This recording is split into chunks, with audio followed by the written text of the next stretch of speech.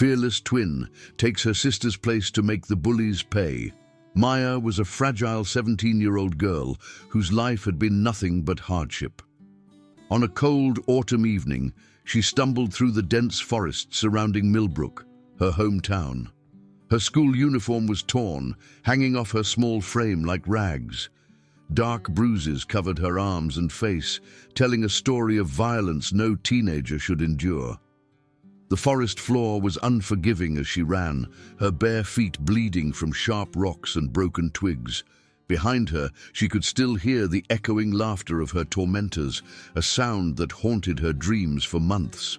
Her breathing was ragged, each inhale sending sharp pains through her ribs where she had been kicked repeatedly. As she reached what she thought was safety, Maya's foot caught on an exposed tree root.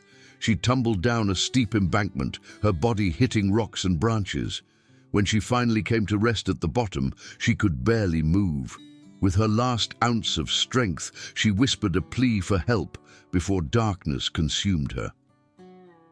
Maya woke up in Millbrook General Hospital the next morning. The sterile white walls and beeping medical equipment contrasted sharply with her nightmare. Her body ached, and when she tried to speak, only a hoarse whisper emerged. Nurse Patricia had been checking on her throughout the night. Dr. Martinez explained that a jogger had found her unconscious and called emergency services. Maya had suffered a concussion, several broken ribs, and countless bruises. The physical injuries would heal, but the emotional trauma was written all over her face. Outside her room, Detective Rodriguez spoke with his partner, Detective Thompson. They had been investigating bullying incidents at Millbrook High School, and Maya's case seemed the most severe. The pattern was always the same. Popular girls would target someone they perceived as weak, escalating harassment until something terrible happened. "The kid's parents?" Thompson asked, glancing at Maya's small form in the hospital bed. "Mother died 3 years ago. Father works overseas in construction. Haven't reached him, but neighbors say he's been absent from her life since the mother's death," Rodriguez replied, flipping through his notepad. When Maya regained strength to speak, Detective Rodriguez entered with a gentle smile. He introduced himself and explained he was there to help, but Maya remained silent, her eyes fixed on the ceiling. Every time he asked about the incident, she would close her eyes and turn away. Their conversation was interrupted by Mrs. Chen, Maya's homeroom teacher from Millbrook High. She swept into the room with authority, immediately telling the detective that Maya needed rest and shouldn't be questioned. There was something in Mrs. Chen's tone that made Rodriguez suspicious. It seemed less like concern and more like preventing Maya from speaking. As Rodriguez prepared to leave, he noticed 3 well-dressed women in the hallway. He recognized them from school conferences: Mrs. Victoria Ashford, Mrs. Catherine Blackwood, and Mrs. Eleanor Whitmore. Mothers of the girls repeatedly reported for bullying. The women approached Rodriguez with confidence that only wealth and social status could provide. Mrs. Ashford, whose husband was a city councilman, spoke first. "Detective, we understand there's been some misunderstanding involving our daughters. We're here to ensure this doesn't escalate unnecessarily." "Your daughters called Maya to meet them at the forest," Rodriguez stated directly. "She ended up hospitalized with severe injuries." Mrs. Blackwood laughed dismissively. "Detective, you're being dramatic. The girls were just having a teenage gathering. Maya must have had an accident while hiking." Mrs. Whitmore added, "Our daughters are good girls. They would never intentionally hurt anyone. Perhaps Maya is seeking attention." Rodriguez felt his patience wearing thin. These women were clearly protecting their daughters, using their social position as a shield. Before he could respond, Maya's weak voice came from the bed. "Please leave," she whispered. "I just want to rest." After the encounter, Mrs. Chen met with Principal Morrison in his office. The principal, more concerned with the school's reputation than student welfare, paced behind his desk. "This is a disaster waiting to happen," Morrison said nervously.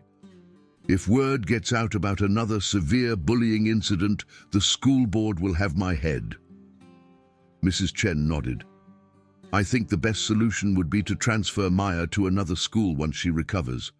For her own safety, of course." "Of course," Morrison replied, though they both knew the real reason was protecting the school's image and the bullies' futures, whose parents made substantial donations. 3 weeks later, Maya was discharged. Despite Detective Rodriguez's multiple attempts to get her statement, she remained silent. Without concrete evidence or a victim willing to testify, the case was transferred to the school's guidance counselor, and the responsible girls received only warnings. Maya's first night back in her empty apartment was overwhelming. The silence was deafening, broken only by the ticking of her mother's old wall clock. Loneliness pressed down on her like a physical weight, and dark thoughts began creeping in. She found herself in the bathroom, staring at her reflection, contemplating ending her pain permanently. Just as she was about to make an irreversible decision, there was a soft knock at her door. Maya opened it to find a woman in her early 30s, with kind eyes and a gentle smile. She introduced herself as Dr. Sarah Williams, a counselor specializing in helping trauma victims. "I've worked with many students like you, Maya," Dr. Williams said, sitting in the small living room. "I know how dark everything seems right now, but you're not alone anymore." Unlike others who had tried to help, Dr. Williams didn't treat Maya like a fragile victim.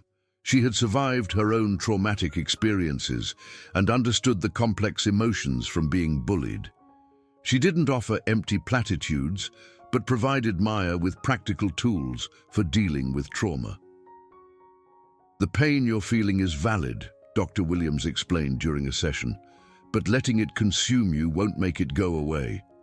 Sometimes, the best healing comes from taking back control of your narrative." As Maya slowly began opening up about her experiences, Dr. Williams listened without judgment. She didn't push Maya to relive traumatic events, but helped her understand that her silence gave her tormentors power over her life. On the day Maya was scheduled to return to school, she received an unexpected visitor.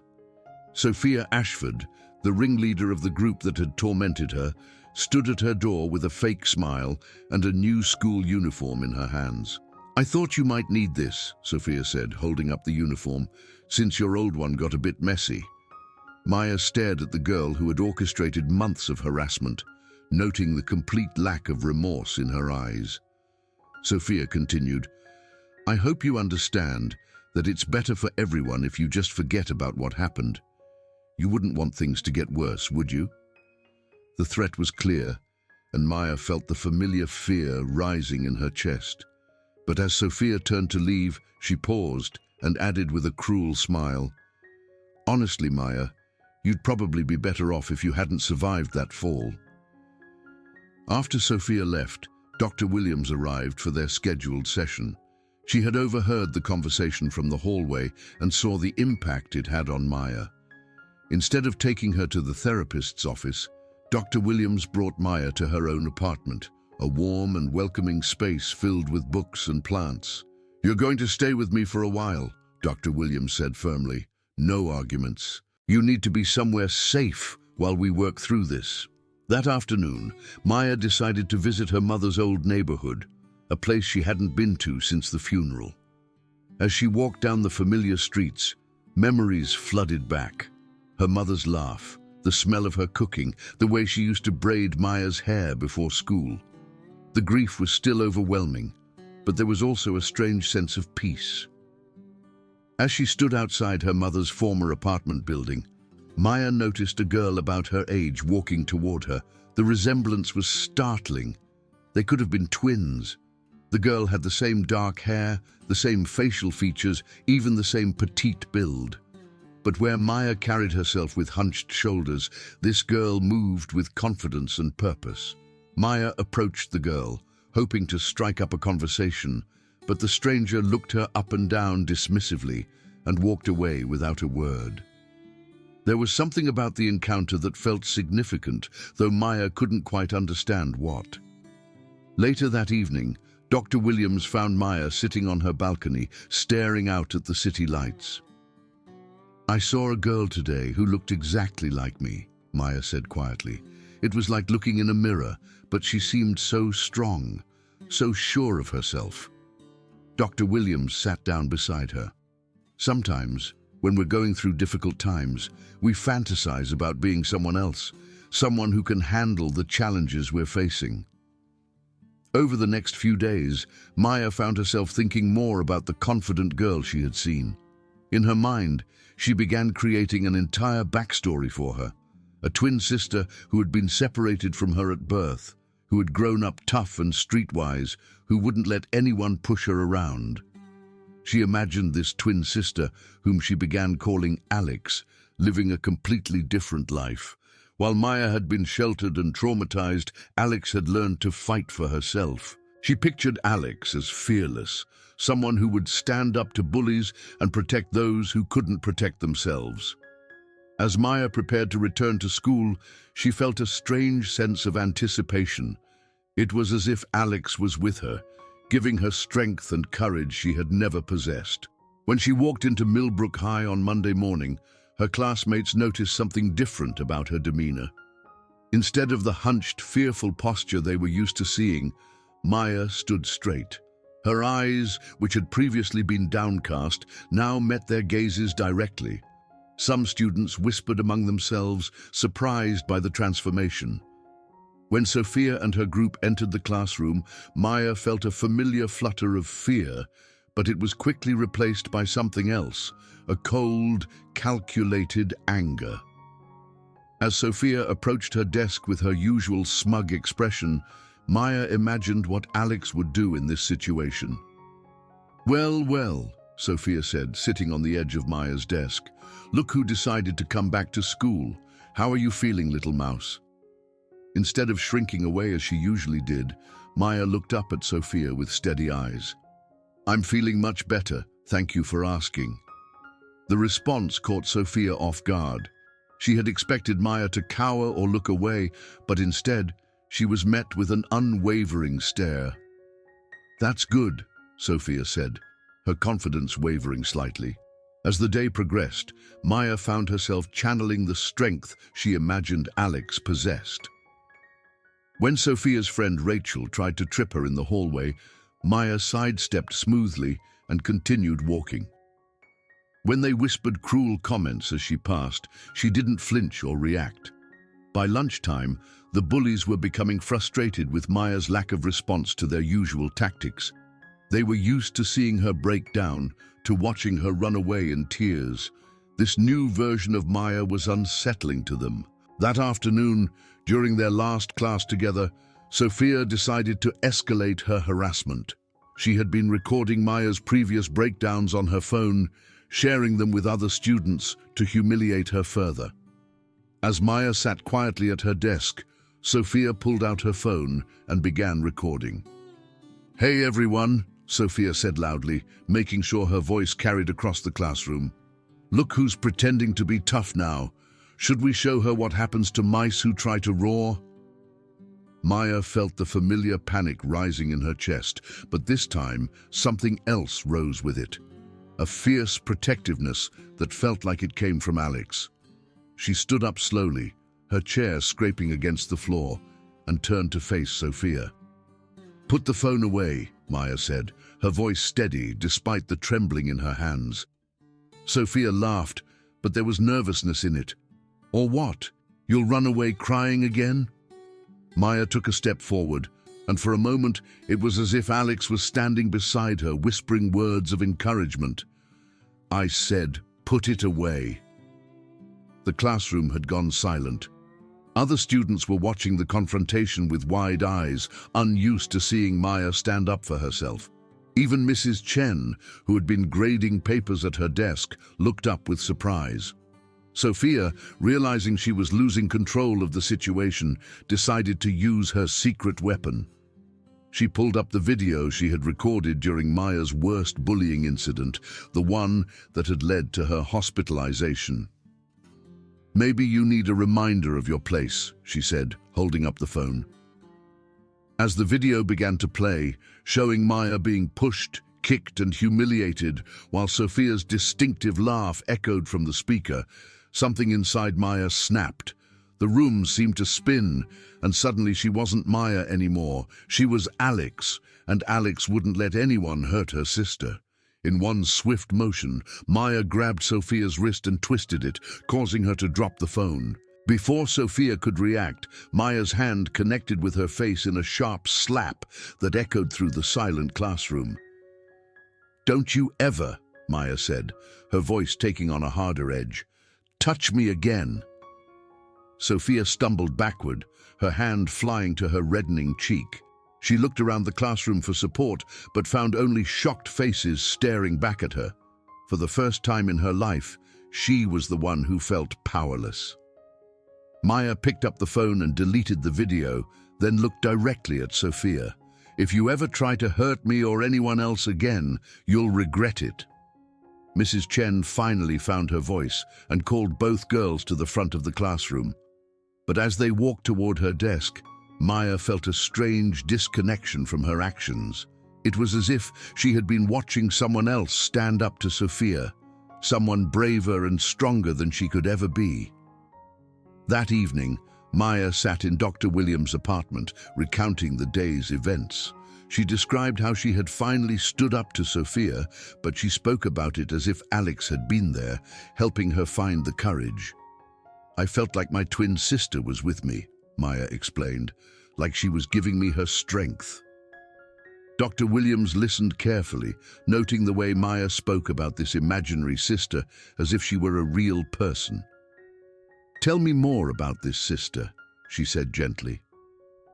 Maya's eyes lit up as she described Alex in detail, her confidence, her strength, her willingness to fight for what was right. She spoke about how Alex had lived a different life, one where she had learned to be tough and independent. "She's everything I wish I could be," Maya admitted. "She's not afraid of anything or anyone." Dr. Williams nodded thoughtfully. She had seen this before. Trauma victims creating alternate personalities to cope with situations they felt unable to handle themselves. While it could be a useful coping mechanism in the short term, it could also become problematic if the person began to lose touch with reality. Over the following weeks, Maya's behavior became increasingly erratic. Some days she would be her old self, quiet, fearful, seeking comfort and reassurance. Other days, she would embody Alex completely, confident, aggressive, ready to fight anyone who crossed her path. The students at school began to notice the dramatic shifts in her personality. Teachers reported that Maya would sometimes respond to questions with confusion, as if she didn't remember lessons from the previous day. Her handwriting would change, her voice would take on different inflections, and she would sometimes refer to herself in the third person. Dr. Williams tried to help Maya understand what was happening to her, but Maya resisted any suggestion that Alex wasn't real. In her mind, Alex was the sister she had always needed, the protector who would keep her safe from harm. The situation reached a breaking point when Sophia, frustrated by her inability to regain control over Maya, decided to take drastic action. She convinced her friends to help her plan one final confrontation, something that would put Maya back in her place once and for all. They arranged to meet Maya at the forest where the original incident had occurred, claiming they wanted to apologize and make peace. Maya, in her Alex persona, saw through the deception immediately, but she decided to go anyway. She was confident that she could handle whatever they planned to do. The confrontation in the forest was violent and chaotic. When Maya arrived, she found Sophia waiting with two of her friends, but this time they were prepared for a fight. They had brought weapons, baseball bats and metal pipes, and they intended to finish what they had started months earlier. But Maya, channeling Alex's strength and rage, fought back with a ferocity that surprised everyone, including herself. She managed to disarm one of the attackers and turn the weapon against them. In the heat of the moment, she lost control completely, and Alex took over entirely. When the police arrived, they found Sophia unconscious and bleeding, while Maya stood over her with a baseball bat in her hands. Her eyes were wild, and she seemed to be talking to someone who wasn't there. "She deserved it," Maya said, but her voice carried Alex's hard edge. She deserved everything she got. Detective Rodriguez, who had been investigating the original case, arrived at the scene shortly after. He immediately recognized Maya, but something about her demeanor was completely different from the frightened girl he had met in the hospital. "Maya," he said carefully, approaching her with his hands raised, "I need you to put the bat down." Maya looked at him with eyes that seemed to belong to a stranger. "Maya's not here right now," she said. "I'm Alex." Rodriguez felt a chill run down his spine. He had seen cases of dissociative identity disorder before, but never in someone so young. "Okay, Alex," he said, playing along. "Can you tell me what happened here?" Alex's version of events was detailed and unapologetic. She described how Sophia and her friends had planned to attack Maya, how she had stepped in to protect her sister, how she had fought back with everything she had. "Maya's too weak to defend herself," Alex explained. "That's why she needs me. I'm the strong one." At the hospital, Maya was evaluated by a team of psychiatrists and psychologists. Dr. Williams was called in to provide background on Maya's case, and she explained the gradual development of the Alex personality over the past several weeks. "She's been through severe trauma," Dr. Williams told the medical team. "The bullying, the isolation, the lack of family support, it all contributed to her creating this alternate identity as a coping mechanism." The psychiatrist in charge of Maya's case, Dr. Peterson, nodded grimly. "Dissociative identity disorder often develops as a response to trauma, especially in young people. The Alex personality represents everything Maya felt she needed to be in order to survive. When Maya was lucid and present as herself, she had little memory of the confrontation in the forest. She remembered going to meet Sophia, but everything after that was a blur. She was confused and frightened by the accounts of what had happened, unable to reconcile the violent actions with her own peaceful nature. "I would never hurt anyone," Maya insisted during her psychological evaluation. "I don't understand what everyone is talking about." But when Alex emerged, she was proud of what she had done. She showed no remorse for injuring Sophia, and she made it clear that she would do it again, if necessary, to protect Maya. The legal system struggled with how to handle Maya's case. She was clearly mentally ill, but she had also committed a serious crime. The fact that she had acted in self-defense complicated matters further, as did the history of bullying that had led to the confrontation. In the end, Maya was placed in a secure psychiatric facility for treatment. Dr. Williams continued to work with her, helping her understand the connection between her trauma and the development of her alternate personality. The treatment was long and difficult. Maya had to confront not only the trauma that had led to Alex's creation, but also the actions that Alex had taken in her name. She had to learn to integrate both aspects of her personality, the gentle, caring side and the strong, protective side, without losing herself in the process. Dr. Williams used a combination of traditional therapy and innovative techniques to help Maya heal. They worked on processing the original trauma, building healthy coping mechanisms, and developing a stronger sense of self that didn't require the protection of an alternate personality. "Alex was created to protect you," Dr. Williams explained during one of their sessions. "She represents the strength and courage that you've always had but were afraid to access. The goal isn't to eliminate Alex, but to integrate her positive qualities into your true self." Maya's recovery was slow but steady. She learned to recognize the triggers that would cause Alex to emerge, and she developed strategies for managing her emotions without dissociating. She also began to understand that her trauma didn't define her, and that she could be both gentle and strong without needing to split into separate identities. The facility where Maya was staying also provided educational support, allowing her to continue her studies in a safe environment. She discovered a talent for writing, using her experiences to create powerful stories about overcoming adversity and finding inner strength. As Maya's treatment progressed, she began to have fewer episodes where Alex would take control. The integration process was challenging, but Dr. Williams was encouraged by Maya's progress. "You're learning to be whole," Dr. Williams told her during one of their sessions. "You're discovering that you don't need to be two different people to survive." Maya nodded, feeling more grounded in her own identity than she had in months. "I think I'm starting to understand that Alex was always a part of me. She wasn't my twin sister. She was the part of me that refused to give up." The revelation that Alex had never been real was difficult for Maya to accept. All those conversations, all those moments of feeling protected and understood, they had been products of her fractured mind trying to cope with unbearable trauma. But as she worked through her feelings with Dr. Williams, she began to see Alex not as a loss, but as a gift her psyche had given her when she needed it most. Dr. Williams helped Maya understand that dissociation was a survival mechanism, not a sign of weakness. "Your mind created Alex because you needed her," she explained. "She gave you the strength to survive when you felt you had none of your own."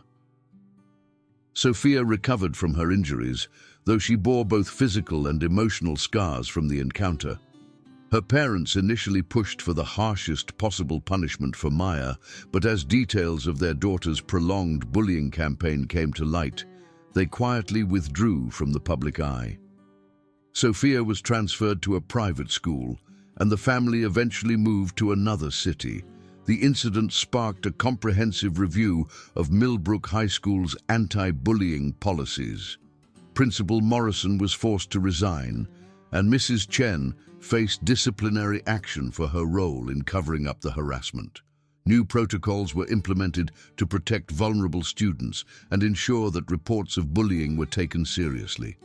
After 18 months of intensive treatment, Maya was ready to be discharged from the facility. She had made remarkable progress, learning to manage her condition and develop healthy relationships with others.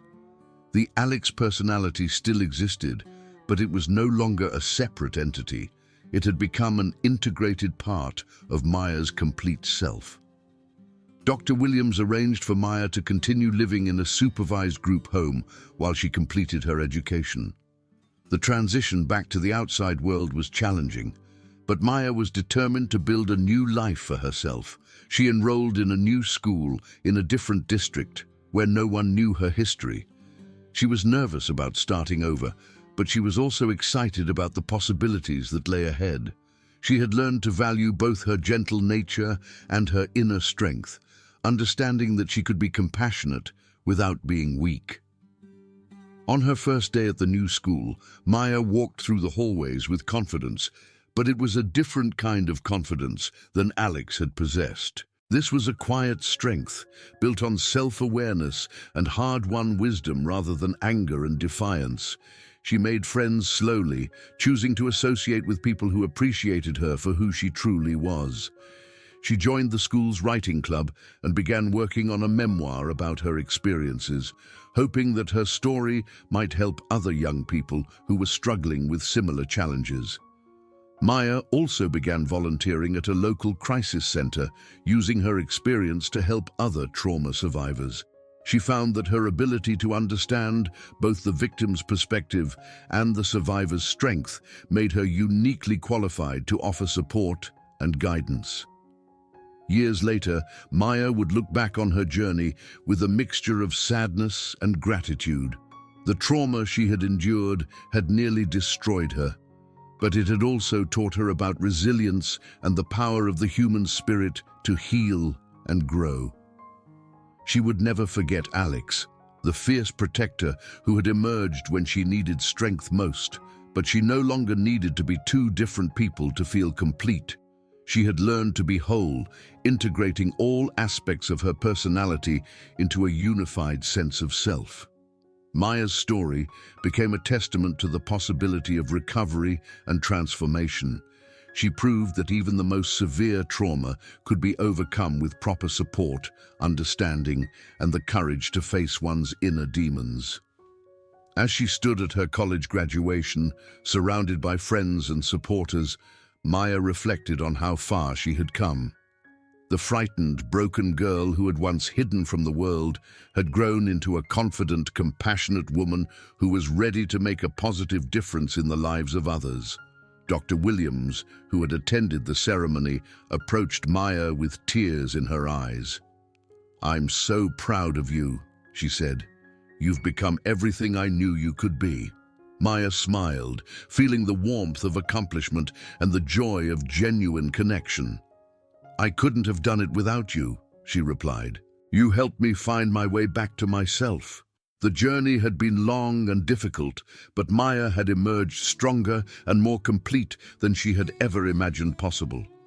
She had learned that healing was not about forgetting the past, but about integrating all of one's experiences into a coherent narrative of growth and resilience. Her story continued to inspire others, proving that even in the darkest moments, there is always hope for recovery and transformation. Maya had found her voice, her strength, and her purpose, and she was ready to use all three to make the world a better place.